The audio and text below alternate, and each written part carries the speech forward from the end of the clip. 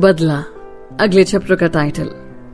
गोली की आवाज सुनकर पृथ्वी सिंह अपने 2 आदमियों के साथ जब वहां आता है तो हैरान हो जाता है ये देखकर कि उनके सारे आदमी मारे जा चुके हैं और वीर, राजीव और नयन उसे दिखते नहीं हैं। फिर वो अंदर की तरफ आता है, इतने में ही वीर उन पर कूद जाता है और पृथ्वी के दोनों आदमियों को खत्म कर देता है। पर इसी बीच वो वीर की तरफ ताबड़तोड़ गोलियां चला देता है। वीर बच तो जाता है पर एक गोली उसके कंधे के पास से छू कर निकल जाती है। वीर तेजी से पृथ्वी की तरफ झपट्टा मारता है और उससे गन छीन लेता है। पृथ्वी सिंह अपने जान बचाने के लिए भागता है। पृथ्वी, वीर माफ कर दे, दोबारा ऐसी गलती नहीं होगी, जाने दे। वीर, नहीं पृथ्वी सिंह, एक मौका दिया था तुझे पर तू नहीं माना, अब तुझे जिंदा नहीं छोड़ सकता। और वीर उसे तब तक मारता है जब तक वो बेहोश नहीं हो जाता। फिर उसी की गन से बाकी गोलियां उसके सीने में उतार देता है। राजीव जब वीर की तरफ देखता है तो उसके कंधे से खून निकल रहा होता है। वो तुरंत ही अपनी शर्ट उसके कंधे पर बांध देता है। वीर, राजीव और नयन को अपने साथ बाइक पर बिठाकर वो घर की तरफ निकलता है। रास्ते में वीर बोला, राजीव मेरी जेब से फोन निकालकर डॉक्टर बत्रा को फोन करो और उन्हें घर आने को कहो जल्दी।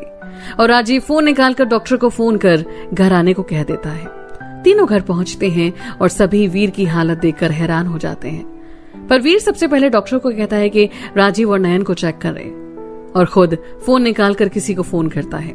वीर, एसपी साहब, वीर प्रताप सिंह बोल रहा हूँ। एसपी जी कहिए। आपको रतन सिंह याद है? उसका भाई पृथ्वी सिंह जिसकी आप लोगों को तलाश थी, उसकी बॉडी पुरानी हवेली में पड़ी है। क्या, कैसे, अब और कब हुआ? वीर उनको सारी बातें बता देता है और कहता है कि इसे गैंग वॉर बना दीजिएगा, कोई केस भी नहीं होगा और आपका मुजरिम भी खत्म हो गया।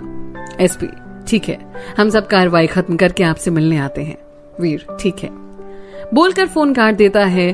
तब तक उसका दर्द भी असहनीय हो चुका होता है और डॉक्टर भी फ्री हो जाते हैं। वीर खून से लथपथ वहीं लेट जाता है। डॉक्टर जब वीर की टी शर्ट उतारते हैं तो बाकी सब उसके जख्म देखकर हैरान हो जाते हैं और सबकी आंखों में आंसू आ जाते हैं। डॉक्टर सबसे पहले उसके जख्मों को साफ करते हैं और पट्टी करते हैं। संयोग से गोली सिर्फ छू कर निकली होती है तो ज्यादा परेशानी की कोई बात नहीं थी। वो टाँके कर देता है और उस जगह पर पट्टी करके ये कह देता है कि जब वीर होश में आ जाए तो पहले इसका एक्सरे करवा लें कि कहीं कोई हड्डी तो नहीं टूटे। वीर के आसपास सभी लोग खड़े होते हैं। फिर साक्षी सभी से कहती है कि वो लोग थोड़ी देर आराम कर लें। वीर भी तब तक सो ही रहा होता है। सभी वहां से चले जाते हैं। सिर्फ साक्षी, श्रुति और राजीव वहां पर बैठे होते हैं। राजीव आंखों में आंसू लेकर बस वीर को देखता रहता है। साक्षी, भैया, वीर भैया ठीक तो हैं? आप रोइए मत, वीर भैया को जब पता चलेगा तो उनको तकलीफ होगी। राजीव, पता है साक्षी, आज वीर ने हमें बचाने के लिए कितना दर्द सहा है, मरते मरते बचाए।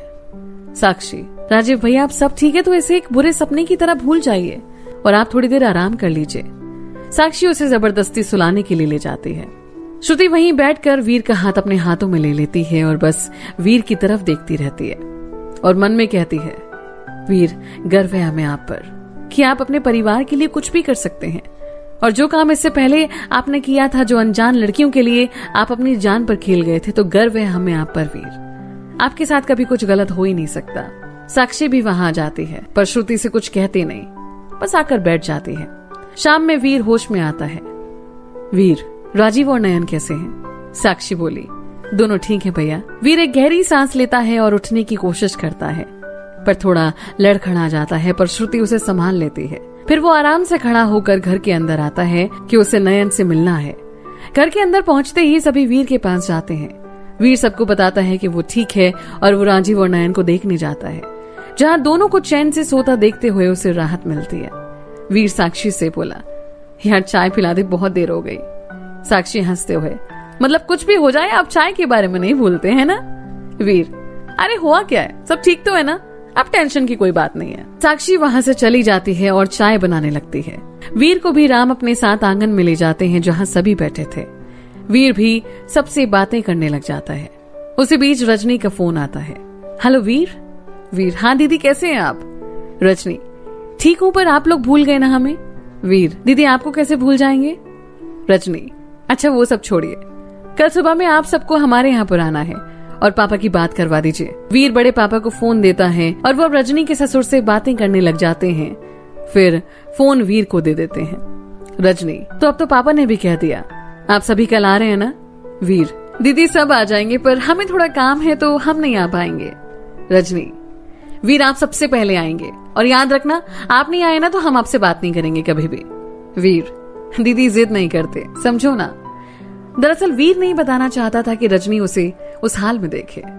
रजनी, हमें सुननी ही नहीं है वीर, हमने कह दिया तो कह दिया, हम फोन रखते हैं और आपका कल इंतजार करेंगे।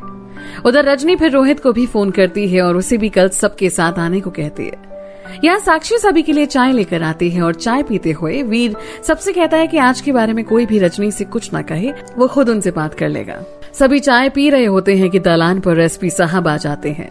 वीर दालान की तरफ चला जाता है। एसपी, वीर कैसे हैं आप? ज्यादा लग गई क्या? वीर, नहीं बस पट्टी ज्यादा बांधी है तो चोट तो कम ही है। एसपी, वीर जी बहुत बहुत धन्यवाद आपका, इसकी हमें काफी वक्त से तलाश थी, काफी मुकदमे भी चल रहे थे इस पर। वीर, चलिए कोई बात नहीं, इसी बहाने एक अपराधी और कम हो गया। एसपी बोले, हाँ आपकी बात सही है। अच्छा अब हमें इजाजत दीजिए, बहुत सारे काम निपटाने हैं। वीर, आप चाय पी लीजिए फिर जाइएगा। एसपी, नहीं आज नहीं, फिर किसी दिन आएंगे, आज तो बस आपका हालचाल जानने आ गए थे, आप चलते हैं। एसपी साहब वहां से उठकर चले जाते हैं। बाकी सब भी वहीं बैठकर बातें करने लग जाते हैं। वहीं राजीव भी आता है और वीर से उसकी चोट के बारे में बात करता है। उसे जानकर खुशी होती है कि वीर ठीक है। कुछ देर बाद सभी खाना खाते हैं और सोने के लिए चले जाते हैं। वीर भी अपने कमरे में चला जाता है जहां साक्षी उसे दवाइयां देने जाती है। वहीं देव भी आ जाते हैं और साक्षी से कहते हैं कि थोड़ी देर के लिए बाहर जाए। साक्षी वहीं गेट के बाहर खड़ी हो जाती है। देव, अब आप कैसे हैं? वीर, ठीक हूं। देव कहते हैं, आज के लिए बहुत बहुत धन्यवाद आपका, हम आपकी पूरी जिंदगी पर आभारी रहेंगे और कभी आपके किसी काम आ सके तो जरूर बताइएगा। और दिन के लिए भी सॉरी कि हम ज्यादा रिएक्ट कर गए।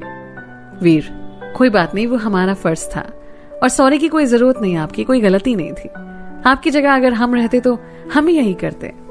देव, एक बात और बता दें, हम आपके लिए हमारे ना तो दिल में और ना ही जिंदगी में कोई जगह है। हिम्मत सोचेगा कि ये सब करके आप हमें पापा बोलने का आपको हक मिल जाएगा। वीर जो कि खुद इन सब बातों से बहुत ज्यादा परेशान था बोला, क्षमा कीजिए, हमें ऐसी कोई उम्मीद नहीं है। देव उसके बाद वहां से निकल जाते हैं और वीर की आंखों में आंसू आ जाते हैं। साक्षी वापस रूम में आती है और वीर को देखकर बोलती है, वीर भैया रो क्यों रहे हो आप? क्या बोला चाचा ने? वीर आंसू पोंछते हुए, कुछ नहीं, ये सब छोड़ना, दवाइयां देने आए थे, बस मैं भी दवाई खाकर सो जाऊं। साक्षी भी ज्यादा कुछ नहीं पूछती और दवाइयां वीर को देकर उसे आराम करने को कहकर चली जाती है। वीर जब सोने के लिए जाता है तो उसे देव की बातें बार बार याद आती हैं। वीर मन में सोचते हुए कि उसे इतना दुख क्यों हो रहा है। जब 20 साल तक उन्होंने हमारे बारे में कुछ नहीं पूछा कि हम ठीक भी हैं या नहीं, तो अब हमें उनकी बेरुखी से इतनी तकलीफ क्यों हो रही है? यही सब बातें उसके दिमाग में चल रही हैं, जाने उसकी नींद तोड़ गई हो जैसे। फिर वो फोन निकालता है और श्रुति को फोन लगा देता है।